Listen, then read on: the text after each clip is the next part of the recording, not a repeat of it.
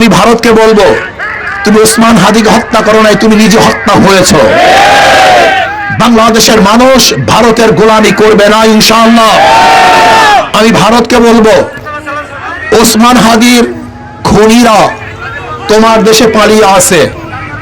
বিশ্বাসের সূত্রে আমি জেনেছি তারা ভারত পালিয়ে আছে। যদি ওসমান হাদির খুনিদেরকে বাংলাদেশে ফেরত না দেওয়া হয়, তাহলে ইনশাআল্লাহ ভারতের সাথে সমস্ত কূটনৈতিক সম্পর্ক আমরা ছিন্ন করবো ইনশাআল্লাহ। ভারতের সাথে কোনো সম্পর্ক থাকবে না। আমাদের শত্রু, আমাদের দুশ্মন, আমাদের খুনিদের আশ্রয় প্রশ্রয় স্থল হলো ভারত। কাজে ভারতকে বলবো, হুঁশিয়ার, সাবধান হয়ে যান, সাবধান হয়ে যান। খুনিদেরকে বাংলাদেশে ফেরত দেন, বিচারের আওতায় নিয়ে আসেন। যত জালেম গুন্ডারা আছে বাংলাদেশে ফেরত দেন।